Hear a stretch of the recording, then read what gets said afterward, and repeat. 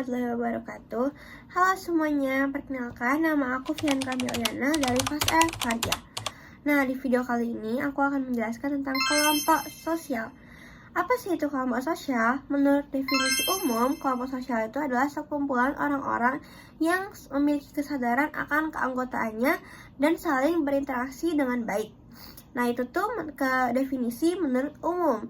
Beda lagi jika definisi menurut ahli. Ahlinya itu adalah Bierstedt. Nah, menurut beliau, kelompok sosial itu adalah kelompok yang anggotanya itu memiliki kesadaran jenis.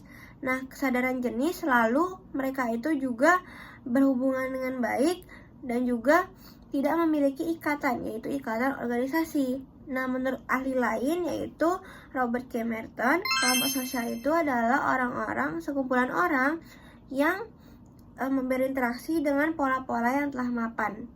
Lalu selanjutnya itu ada faktor-faktor dari kelompok sosial. Ada 4 faktor. Yang pertama itu faktor genealogis. Genealogis ini faktor yang dibentuk dari keturunan atau darah saudara-saudara kita. Jadi misalnya kita memiliki kelompok sosial dari marga-marga keluarga kita.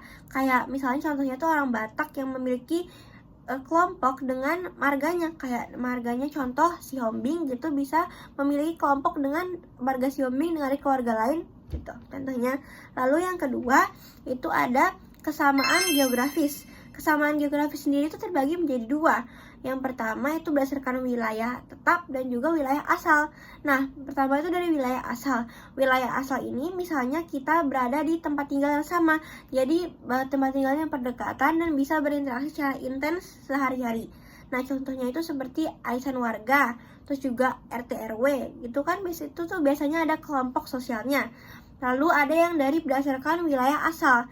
Misalnya itu mereka sedang berpergian jauh atau sedang merantau, lalu bertemu dengan orang-orang yang asalnya sama mereka. Asalnya itu mereka tuh berasal dari daerah yang sama. Itu tuh pasti akan membuat kelompok sosial.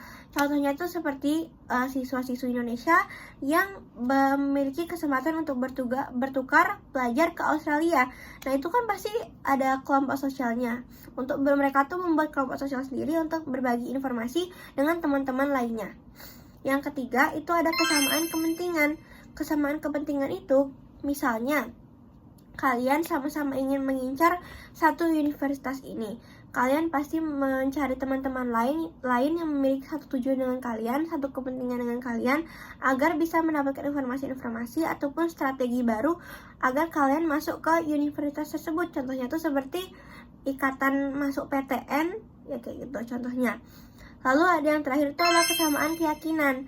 Kesamaan keyakinan ini misalnya kalian rutin melakukan ibadah, lalu kalian bisa membuat kelompok sosial dengan orang-orang di tempat tersebut. Seperti misalnya remaja masjid. Itu kan pasti remaja masjid itu banyak.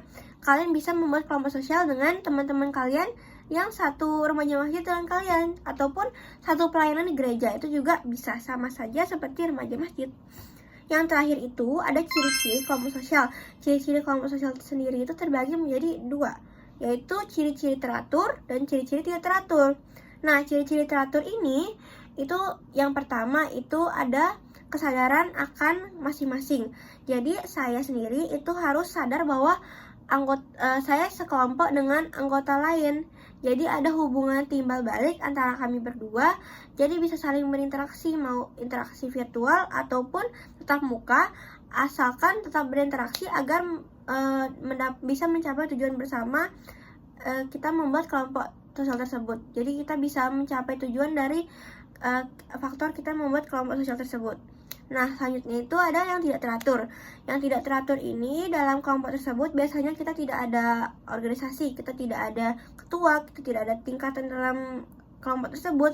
Jadi biasanya itu tuh dibuat untuk kepentingan jangka pendek, kepentingan bersama namun jangka pendek. Jadi masa aktif kelompok tersebut itu juga pasti akan lebih pendek dari kelompok sosial yang teratur seperti itu.